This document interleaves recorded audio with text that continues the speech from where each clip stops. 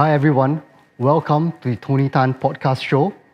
My name is Tony Tan and I bring the future into the present.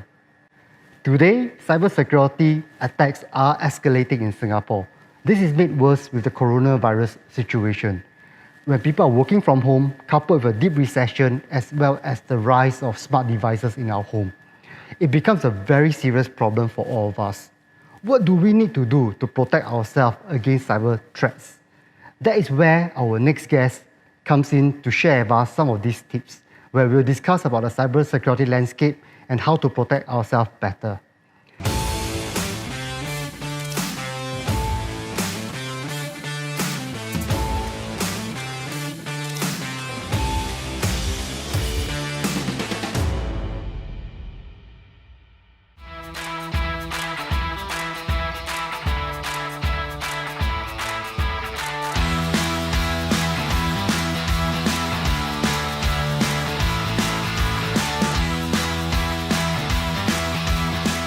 He is the Vice President of CISA, a think tank for cybersecurity and national defense.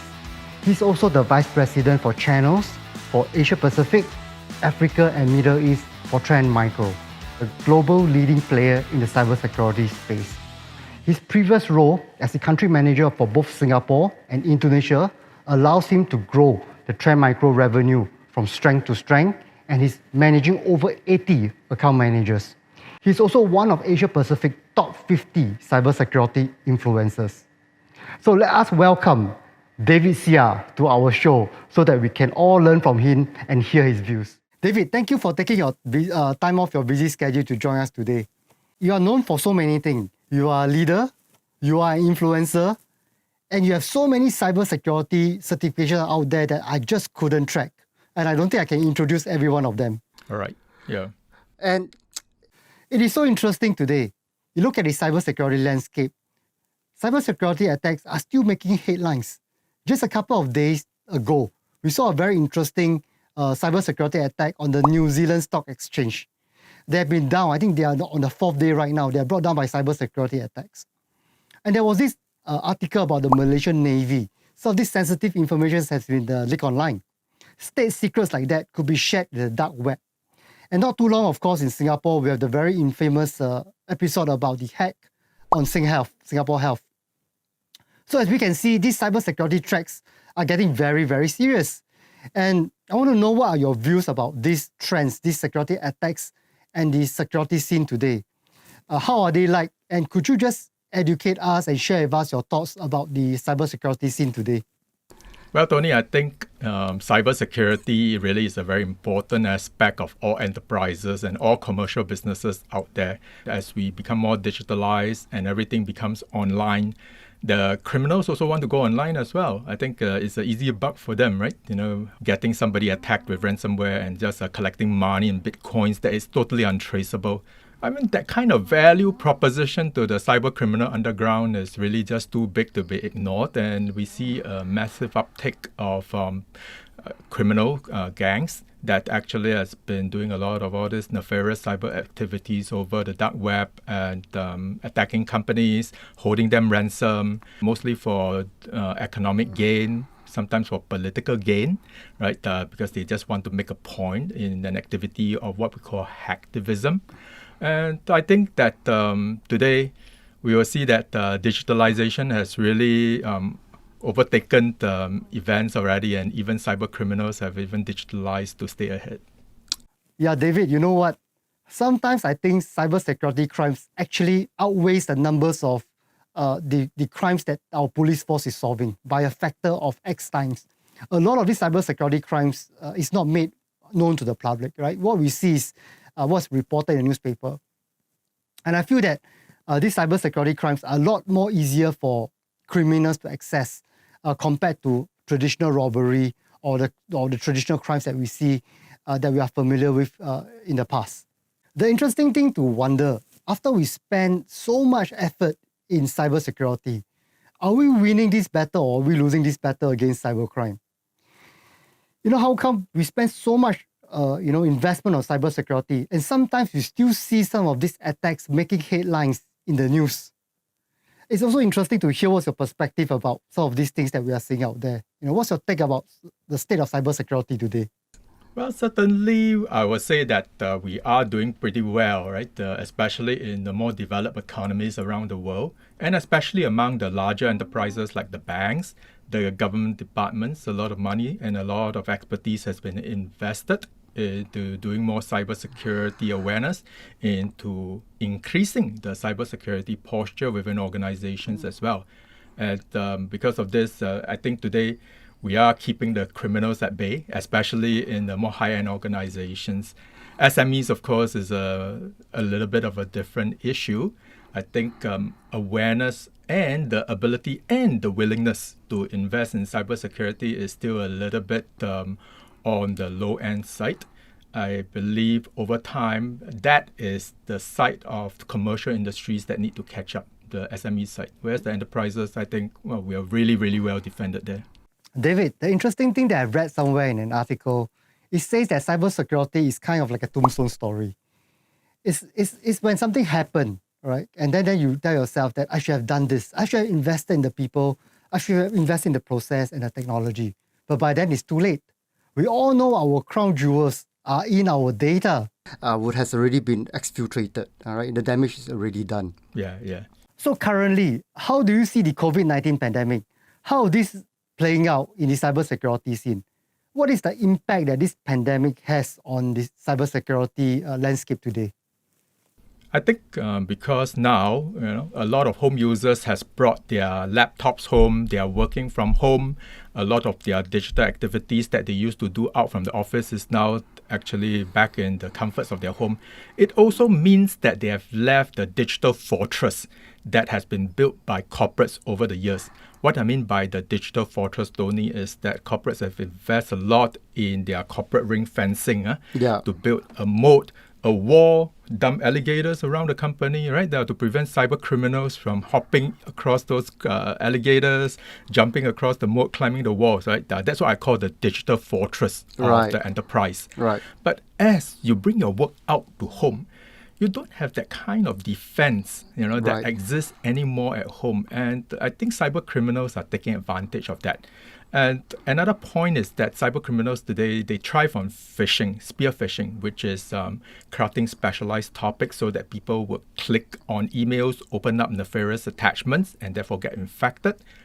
COVID-19 actually provides another topic for them to craft. They can talk about COVID-19 vaccines, prevention, special news, right? Things that actually cause home users to inadvertently click on attachments and get themselves infected. So I would say overall that we have seen a rise in the number of attacks due to COVID-19, but mainly because end users or office users have left the comforts of the digital fortress at home. Yes, David, I think that is interesting. But however, today, so many of us who are working from home, the question is how many of us have that kind of fundamental knowledge of cybersecurity? For myself, for example, I am well protected because I know about cybersecurity and I know about some of this hygiene. But that doesn't mean my family members are aware of it, like or my mom or even my helper. And security, you are as strong as your weakest link. If one of your family members' devices is compromised, then I guess you could compromise your home security. Isn't that true? Exactly. Yeah. I'm in cybersecurity and I feel exactly the same way, right? As I go home and I just start to figure out, hey, should I set up my home to be as secure as the environment that I have in the office? How do I do that? And you start to think about, hey, the detection and the response and the kind of protection options that you have at home, right? Actually, there's not really a lot out there in terms of consumer-based home protection. Right. So if you're talking about defending users at home, right, I think cyber criminals are having it a little bit easy, right, penetrating the home user. I think they are really having a field day today, actually. Yeah, very, very easy time. Yeah, and just the other day, I was looking at the devices that I have at home. I was so surprised, David. I just realized that I have like 26 devices that's connected to the internet at one time. This proliferation of the Internet of Things, or otherwise known as smart devices, are kind of like mushroom over the last couple of years. And today, There are so many devices made by so many makers from so many countries, you just couldn't keep track. You know, we have not given a second thought. It's so easy for us just to add a device to our home without even thinking about the security implications or what it could cost us. Your home, there's now so many ways they can come into your place. Last time, if you have just one lock, you can lock the gate, right? Now imagine you have 30 gates with 30 different locks that you need to secure. And that is going to be very, very, very challenging. So what are your thoughts about how, people like us and how our home users are able to take some easy steps, easy wins, for us to secure their environment so that they can have some peace of mind in today's COVID world? I think when it comes to securing a device or securing a home, whether you're in the office or at home, well, one thing you can do is really invest a lot in cybersecurity technology, but that's not really an option when you're at home, I guess, Right. yeah, because as I mentioned, there is a lack of options for home protection. Right. You can't be bringing that gigantic corporate device back home, right, Right. to do your kind of cybersecurity protection that you have. So overall, I think the two basic hygiene factors that I always like to advocate is to keep your software updated, because there's a lot of security loopholes, what we call vulnerabilities that exist, that software vendors or software operating system providers keep patching. So do keep your devices software updated by patching them regularly, especially when you see please update your device now, right? Yeah. Sometimes it's very tempting to say let's update later and Yes. forget about it. Just do it as soon as you can. Right. And I think secondly is already mentioned before, right? Spear phishing awareness. That is something that we have to be very cautious about. If we were to sort of look at the studies that's been done all over the world, even including here in Singapore, I think majority, and that's more than 50% of all people who take spear phishing tests actually would not be able to identify every spear phishing email that is thrown at them. So I think caution is not sufficient, but without caution will certainly be hacked. So exercise caution in opening email attachments or clicking on unknown hyperlinks that is emailed to you. Right. I would like just to build on that. I read a report somewhere by Singapore security agencies. Only 4% of Singaporeans are able to identify a phishing attack. And that's a serious statistics, David. That's dangerous. Yeah, it's serious. I think it also is, but I don't think we should take that into a very alarming context, yeah? Because sometimes just like we take A levels, we take PSLE, O levels, sometimes if that year the exam is very hard, the failure rate will be very high, right? Right. So I would say that generally, I wouldn't say 4% is that common a statistic in spear phishing tests, in my personal opinion. I would say maybe 50-60% of people might miss out every single thing, and that would be the more common type kind of spear phishing that you throw out.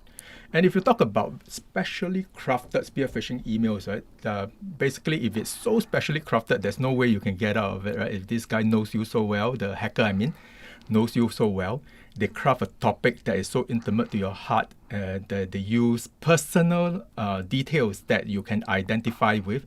You might think that it is a legitimate email from a legitimate friend, and you will just click on it, isn't it? So I think if somebody really wants to craft something very specialized, right, most likely you will get hit. Yeah, and that brings us to another point about social engineering, and social media is so big today because our data is out there in social media. I think for people to triangulate and attack is a lot easier because data is so readily available. So I hear you. You have been talking about two very important things that we can immediately execute, low-hanging fruits, easy wins. The first thing is to make sure that we update our systems regularly, be it on your smartphone or be it on your desktop, right? Update the operating system. And the other one is to be cautious, especially when you are receiving an email. Do not just click like that, right? Be very careful of what you click and which website that you go to. Because when things are too good to be true, it probably is. So the thing is that we need to be very, very cautious. And once we click on the wrong email or the wrong website and the malicious software gets implanted into our system, we will have an extremely hard time in getting rid of it. Yeah, exactly. And they can be so persistent that, like I have a friend who works from home, and when he gets infected, he's been trying all sorts of methods, right, to get rid of this infection. Even though he's got antivirus installed, he can still see his mouse moving, right, without him touching the laptop. So there's only one thing that is left to do, right? In the situations like this, you just have to reformat the whole device, and just make sure that everything is cleaned, reinstalled. Yeah. But I would say, today, the internet is a dirty place. The world of the cyberspace is a space that we do need to tread with caution. True, it does hold a lot of knowledge. It does facilitate our work from home. It does support digitalization, but we just have to be aware that there are crooks out there, there are criminals out there as well. Yeah. Yeah.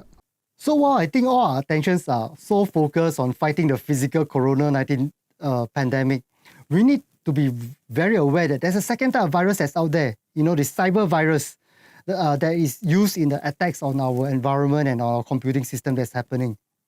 We should not take our mind off this very serious threat because the damage that it can do to us is as significant as the COVID-19 pandemic.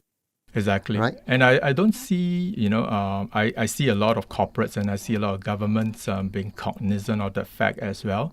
Anecdotally, cybersecurity budgets have never been affected in spite of COVID. I do know that, of course, in order to combat COVID, a lot of companies need to scale down their operations. Governments need to redirect funding, right, to COVID relief, like job support and stuff like that. But in spite of this, cybersecurity was still, luckily, by majority of organizations and governments, been seen as an essential spend. So today, David, another very interesting statistics for corporates, SMBs, and the organizations out there, including government, they want to be protected. Everybody's journey is different depending on their maturity stage. But it's getting harder because there are two things, right? First, the lack of cybersecurity personnel and qualified personnel. And the second thing is around the incentive. There's always incentive to do more bad than incentive to do good. So it's kind of like tilted. So what will your advice be and what will your recommendation be for corporates who wants to in-house their cybersecurity, or should they just outsource it? Well, Tony, I believe that the insource versus outsource decision pretty much depends on the state of cybersecurity technology and the state of cybersecurity services available out on the market. If you ask me, I started in cybersecurity relatively late in 2012, right? During those days, 2012, even then, it was just a short 8 years ago. We see that there is the technology, right, that is diffracted, and technologies are maybe separated into endpoint technologies, network technologies for cyber defense, which is actually very diverse. But today we see integrated technologies that can be integrated across the endpoint and the network, which means that you can correlate intelligence and correlate information, right, across both endpoints and networks, which makes it easier for you to insource nowadays. I see. So the technology landscape has changed quite a fair bit that allows for insourcing. And progressively, I see that companies, if they want to do their own cybersecurity, it makes much more sense today because of SaaS, because of integration of both network and endpoints. Yeah, I would really like to focus on that word that you just used, technology. The way you put it, it comes across technology as an augmentation, as a force multiplier to cybersecurity teams today. And technology does play a big part in allowing us to automate some of these tasks, probably to do more with less. Wouldn't you agree, David? Yeah, of course. I think like over the years, we see that the alerts that has been built up because of cybersecurity breaches or cybersecurity incidents have actually escalated quite a fair bit. And these alerts could be differentiated into black, white, or gray, which means they are either bad or they are either good, or gray means you don't know whether they are good and bad. And the last one is really very problematic for a lot of organizations who insource, because as you mentioned, there is just so much of a problem, right, in getting good cybersecurity stuff today that if you want to sort of investigate what are all those gray alerts, it's very, very difficult to do so. So technologies that help you reduce all those gray noises, we call them increasing the fidelity of your alerts is a very important topic in cybersecurity today. Wow, I learned a new word, David, fidelity for cybersecurity. Thank you so much for the education. The word fidelity in the past have always been identified with audio files, but now we can apply to cybersecurity as well, right? Exactly. We call it high fidelity alerts, which means that it's very clear, very crisp, very precise, right? So if you know that it's either a black alert or a white alert, and you reduce the number of gray alerts. Yeah. Especially in a country like Singapore, where we are always constantly strained and challenged to find the right resources and finding the right talents that allow us to optimize our operations. I do think that technology has a big part to play as a developed nation. And that brings me to the next topic, David. We know that the digital landscape is going through so much changes, and we are seeing the rise of 5G, augmented reality, virtual reality, orbital satellites, and of course the biggest buzzword, artificial intelligence. And it's not just the rise of this technology, it's also the convergence of this technology today. They're all coming together. It's like a tsunami of technology. The world is going through changes at a very, very rapid rate. I mean, it's non-linear. What's your take about some of this technology that's coming our way? And the reason why I ask is because a lot of people have fear about where technology is going. Are they going to solve problems for us, or are they going to introduce more problems? So, as a technology leader for so many years, David, across so many organizations, I really want to hear, what's your opinion on where technology is heading today? I think digital innovations is here to stay. It has always happened. It has always been with us. Technology and progress is something that as a human race we cannot ignore. As you can see, we have evolved so much over the years in terms of digitalization. Computers have gotten a lot faster. Software has gotten a lot better. The use of cybersecurity software has actually gotten a lot easier as well. And the use of artificial intelligence has also increased the kind of fidelity that you can receive from cybersecurity alerts too. So overall, because we are the inventors of technology ultimately, I don't think it will in any way reduce the raison d'etre of human existence or even the workforce too. There's no reason why we will invent something that will displace ourselves. We will always invent things that make our life better. And technology, since I've started work in the early 90s, has actually made my life a lot better. I'm saying that maybe perhaps I'm biased. I work in the technology sector, but if you look at other sectors as well, right? Technology has also helped a lot of people make their work a lot more efficient. Technology has also gave people a lot more time, free time, because all the mundane work has been mundane and repetitive work, in fact, had been automated. So overall, I just felt that the progress of technology today, and even those new technologies that you mentioned, the controversial one is artificial intelligence. A lot of naysayers are saying, hey, AI is going to replace the workforce. Yes. But I have another take on it. I think AI is going to supplement our lifestyle, and AI is going to supplement the expertise that the human brain has in filtering away all the mundane, repetitive stuff. As human beings, we still finally make the final decision. Ultimately, I think it is going to be much easier in the workforce for future generations because of AI. So, David, the way you look at it, your position at AI is more of an enabler. It augments what humanity can do, right? It allows us to free our time so that we can, unleash the creative side of us, so that we can meet the aspirations that we want. And also, it's very interesting, David, because we hear people talking about AI is here to replace everything, to replace job and stuff like that.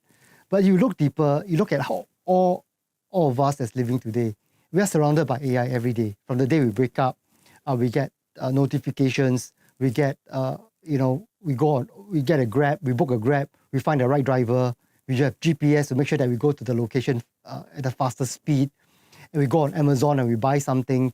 There's recommendation engine that tells us what is the things that we will like and what would be the best option for us. And everything is laid out for us with AI. And if you look at all these social media companies, whether it's Facebook or whether it's Google or Twitter or LinkedIn, every one of them is an AI organization. And everything that we do inside is regulated or managed by AI. So can you imagine there is a day that the AI is no longer there? Is it possible that we can go back to a day that's that we don't have access to these tools in our pockets right now. Exactly. I think that we It's will like totally saying that, slow down. Yeah, it's like saying that, hey, we are going back to the days where there's no handphone. I think AI would be that ubiquitous. It will be everything. It will be everywhere, and it will help us. It will not replace us.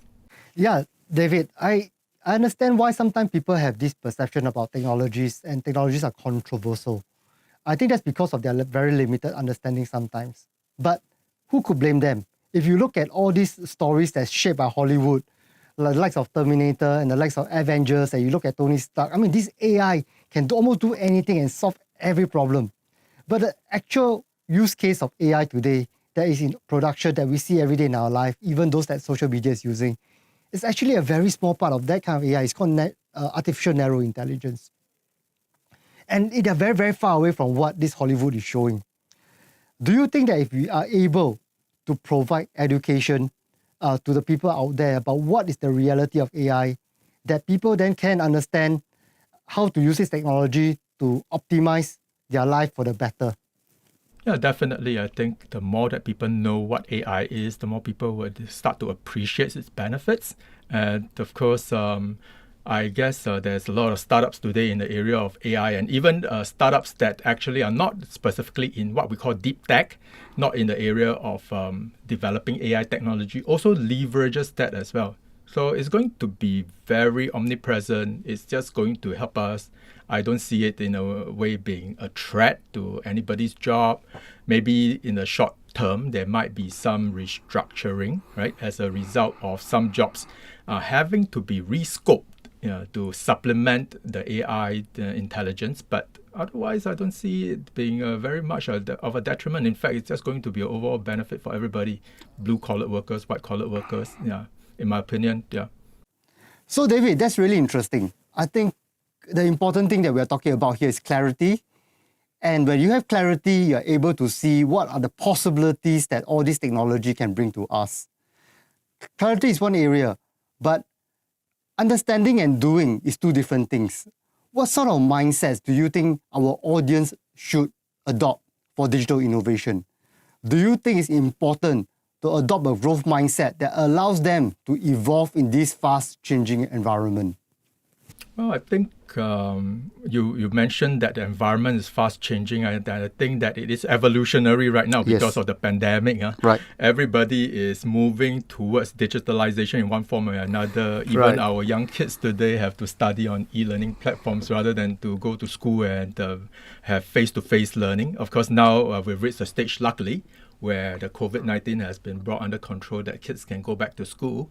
But the last couple of months have been a great, massive national experiment in digital e-learning. Right. It's proven that it's possible. Right. Psychologically, I don't know what's the long-term impact. Right. It's still too short to tell. Yes. But it's proven that you can work from home. It's proven that you can study at home. And I feel that overall, right, this shift in the landscape to a more digitalized world actually has freed up a lot more time for everybody. It's not to say that we've become less efficient. I would say that we can do the same things in a lot less time. Right. And also, I work in a traveling job. I need to fly a lot before COVID-19. But right now, actually, through Zoom, through Microsoft Teams, or through WebEx, I can meet up people, and people are more willing, culture-wise, right? And also business ethics-wise, or even business practice-wise, more acceptable to an online meeting, because that's the only choice left, isn't it? Right. Because of that, we free up a lot more time to be more efficient, to do more things. But one thing that I find, right, maybe has lacked is that face-to-face interactive, that human touch. I think we need to revisit how we can reforge that link over the internet, over Zoom, over WebEx. Right. Yeah, that's the part that I think is missing. David, we spoke a little about digital innovations earlier. We spoke a bit about the convergence of technology. And there's this tsunami of change that's coming our way. Organizations and leadership is also changing. Nothing is ever constant. There's a lot of talks about digital leadership today. People call it leadership 2.0. What sort of leadership skills do you think we need to adopt to harness these changes, to manage this chaos, to get us an organization to the next stage. A lot of leaders in the SME space and even corporates and enterprises need some of this insight into some of these new skills and mentality that they need so that they are not only able to survive, but to thrive in today's disruptive world. If you look at the world of self-help books, right? We have all these self-help books from MBA or from YouTube, or even you just go to the library. You have all these books on how to be a better leader, how to be a better communicator, how to think more out of the box. Actually, all this were written pre-COVID. When COVID comes, I think a lot of all this, concepts can be applied, but a lot has also been dispelled because they become a lot more irrelevant as people start to interface more online. Right. So there's no right answer right now as people are grappling, right, to find out how they can do better in the digital world. But in my personal opinion, in the last couple of months, I feel that we need to learn to live in a two-dimensional world. And what I mean by the two-dimensional world is, right now, we have the luxury of interacting face-to-face, and we have body language that helps us. We can sense whether the counterparty is comfortable or uncomfortable. But how do you sense that into a two-dimensional world? Right. And we have to adjust the lighting, right? In the three-dimensional world, and we see each other in the three-dimensional world. How do we look in the two-dimensional world, such as our facial expressions can convey the kind of message that we want to give to our staff, the kind of direction, the kind of guidance that we want to give? I believe there are very subtle changes, and there are very subtle differences, and so subtle that a lot of people are not realizing how they can transform their organizational leadership and strategic expertise that they had in the pre-COVID world into the digital world. David, there's so much articles around speed, agility, clarity, diversity, even empathy. Some of these skills allow us to transcend and manage all this chaos that's going forward. What's your take? Do you think empathy is important, especially in this time of change and disruption? Empathy to care? Do you empathize in your organization, especially since your organizations are going through so much changes at this point of time? Yeah, I believe so. I think especially now, right, with the pandemic, I think the number one concern is economic concern. How the economy is going to shift, most likely downwards, definitely downwards, in fact. Right. But how would it therefore impact everybody? So it is a question on everybody's mind, right? Will they be relevant in the post-COVID world? Will the company continue to exist in the post-COVID world? So I believe that as leaders, right, the organization management need to be a lot more empathetic of the insecurities that staff are feeling nowadays. I believe that good leaders, and I've seen many of such, actually make a very, very strong effort to reassure everybody that the business is going to continue as usual. It will restructure, it will change to maybe be a little bit more post-COVID world relevant, but everybody's reason for existence, everybody's relevance, right, in the organization will still remain, maybe in a little bit of a different fashion. But good leaders, so far I've seen, have made a very, very proactive effort to communicate this point down to their staff. I think empathy, and right now you mentioned about execution with purpose and clarity is important, because people need leaders to be clear where they are going. And this allows the whole organization to pivot better when the clarity is there. And another interesting trend that we are seeing in digital leadership today is that more and more people, maybe that's because of the advent of social media, people don't follow companies as much as before. People follow people. Do you think in today's age of digital leadership, should leaders focus more on their personal branding and outreach on social media? What's your take on that, David? Yeah, that's a very interesting question. I And it's controversial because large companies or even small companies spend tons and tons of money on branding their products and branding Right. their company profile, Right. So we buy things because we like a brand. Right. The brand is obviously damn rock solid, right? Yep. This stand probably costs $140 Right. because it comes from a very reputable company. I think it's $140 because I have the same one. But you can actually go on the web and buy a $9 one, right? Yeah, Yes. but this feels so good and the brand itself resounds. But the next other thing that I research is actually if I go out and see an influencer online saying, hey, they love this brand and it's great, right? It actually solidifies the other half, the other 50% of the decision making. So I'm tempted to say that people buy from people, but in reality, people buy from brands and people in equal quantities of influence, in my Right. personal opinion. Right. Because the brand itself gives me the assurance that it is a quality product. The person's endorsement give me the assurance that it is a usable product that is likable by a human being. Because, hey, do we all trust corporates? No, right? We Yeah. don't. We don't trust that big corporate machinery out there. So in the consumer world, this is very evident. But I find progressively in the B2B world, if you're selling enterprise products or commercial products that is not consumer-based, because B2B means you're selling from business to business, progressively there is also, in my opinion, there are people who are not just looking at the brand of that particular product, they're also looking at, hey, is the businessman conducting this business a reputable guy? Right? On the assumption that this guy joins the company because he finds the company to be a reputable company too. So the digital brand of a person becomes a lot more important today, even if you're in the B2B world, because I know that people buy from people, even though 50% of the decision is people buying the brand. But in the B2B world, right, progressively we see that people are also buying from people in over and on top of the brand itself. Wow, just a few years ago, it was all about brands. But even that, as you're saying, 50% is a big jump, even from previous perceptions of branding. I think there's a big shift that's going on right now. The percentage might even tilt further in the future. So, to be a digital leader, especially in the world of social media, the world of digital marketing, what do you think about communication skills? Do you think it's important that leadership learns skills to up their presentation skills, especially in the world of virtual presentations, where they need to give a lot more keynotes, they need to do a lot more influencing, they need to bring more clarity to the people in virtual town halls and things like that.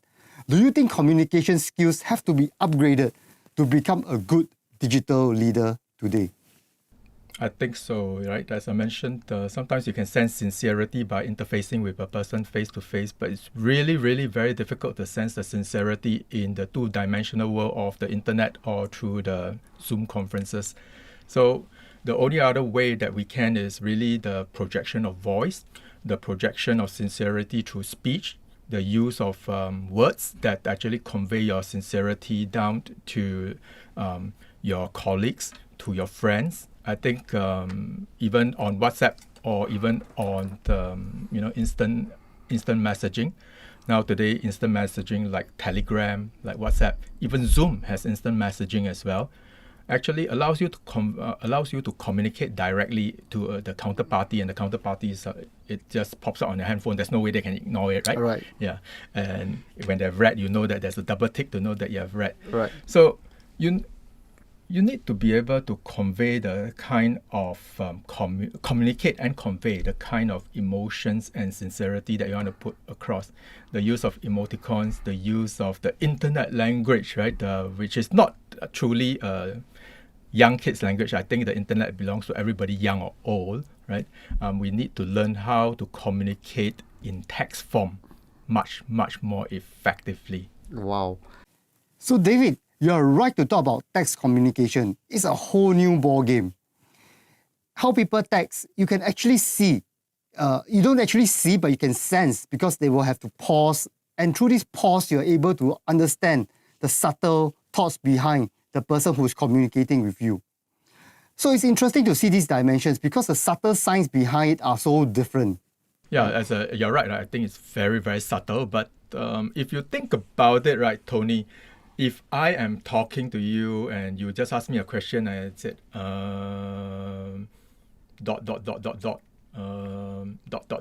right? Right. Thinking, right? It's just like when you are on instant messaging, you can say David Xia is typing. Right. 5 minutes later, David Xia is still typing. Right. Then stop typing. And 5 minutes later, David Xia is still typing, but never send out any message, right? How does that convey to you, right? Isn't that the same equivalent of what we call the pregnant pause, right? Right. In a face-to-face communication. So instant messaging, the name suggests it has to be instant, right? The first thing that comes to your mind, type it out and send it. But of course, before you send it, scan it for vulgarities, right? Right. It's interesting to look at that point because a lot of times we're all focusing on virtual presentations, body language, the non-verbals. But I think it's also as leaders, it's also important that we need to be careful about the way we type, the speed that we type, because people can read all these cues. Exactly. Of our communication. Yeah. Are you thinking too hard on giving me the answer, right? Yeah. Yeah. You might give away your intention accidentally. Boss, is there going to be a retrenchment? And you pause for a while. Oh, of course not, right? Then how would that read, right? Yeah. Yes. I think this is very valuable insight, right, for all of us. Yeah. To be more mindful about all these platforms and how we communicate well on them in this digital world. David, do you think I can ask you a personal question? Is that all right for you? Do I have a choice? You actually have just a go choice. ahead. Go ahead. Yeah. So, is there a time, I mean, you have been such a successful leader for so long, Everybody looks out to you, David. Who doesn't know David Xia? He's a successful guy. Everything is going on for him. His career can go no wrong. Is there a time where you have felt that maybe things haven't been so smooth sailing for you?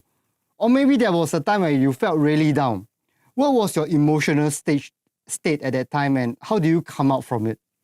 Well, we just go past the election, so that I had a sob story thing. Don't really sound so fancy to me anymore. Yeah? Right. I don't think everybody cares whether you had a sad background, you grew up in a humble background anymore, lah.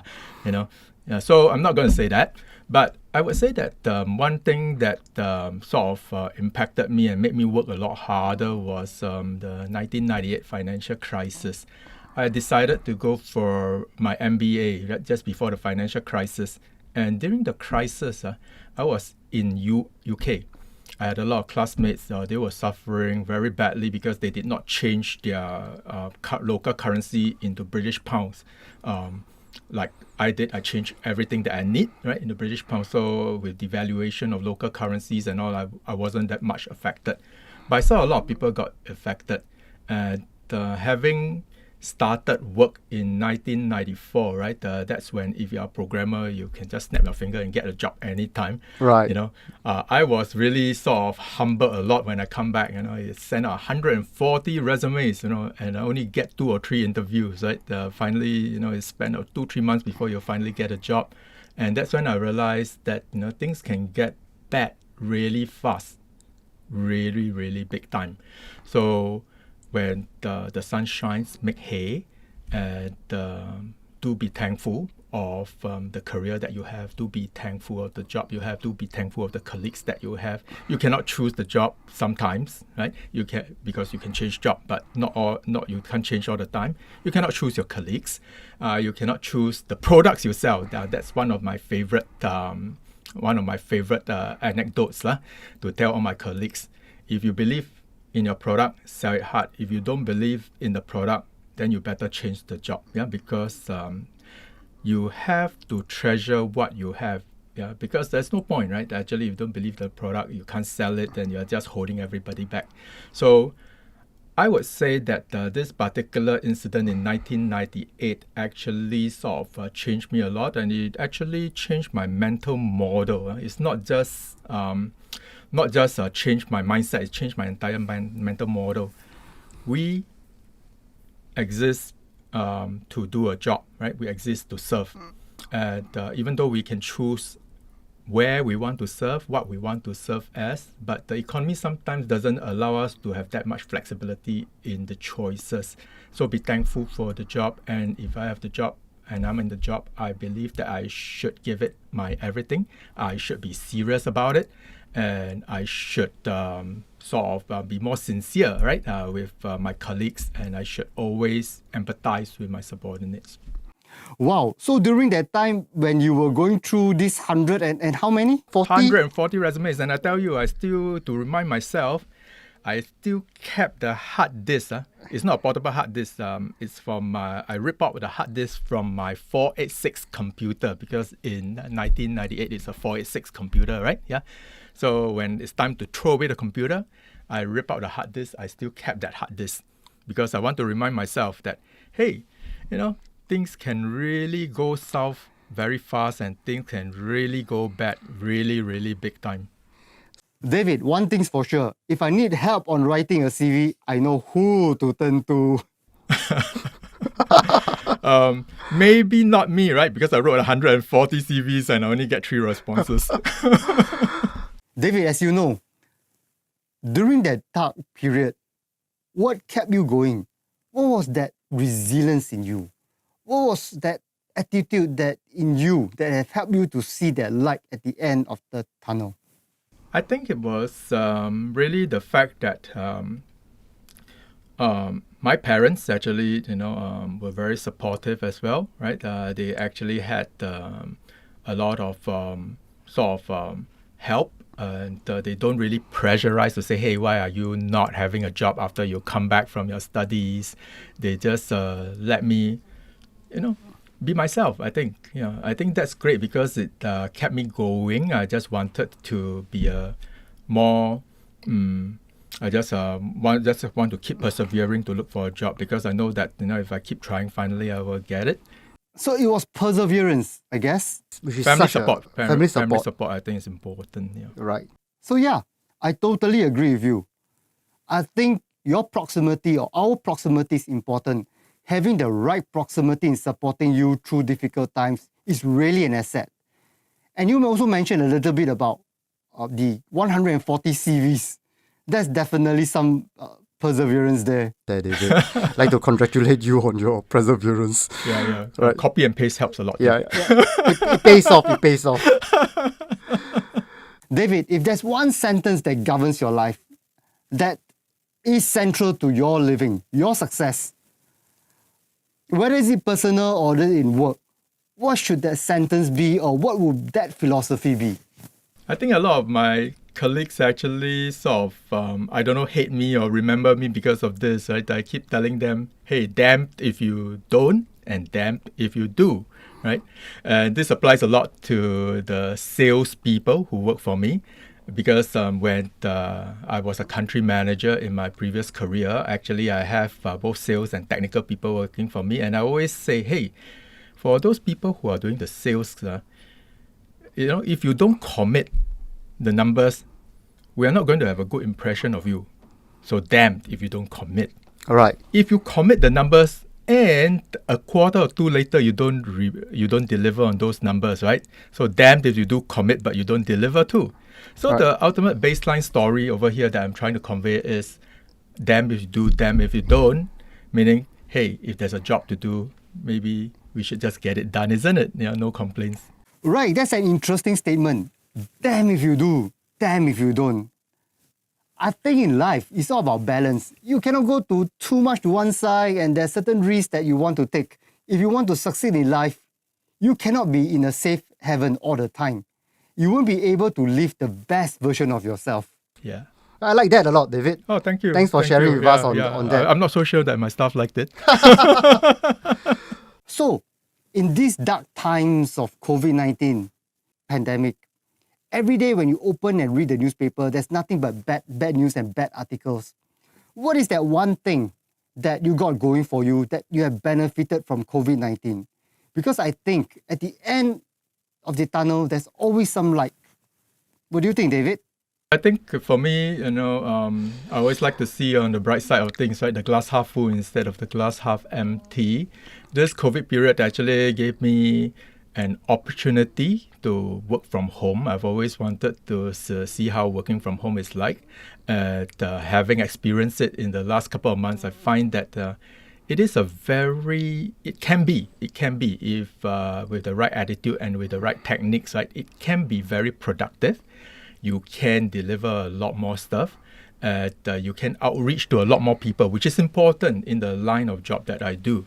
Because today, the digital travel is accepted as a business practice.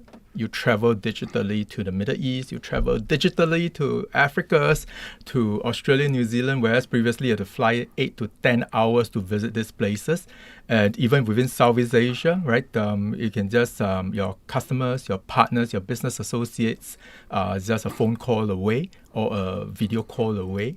And it's so much efficient, and we maintain so much more close contact with our business associates today.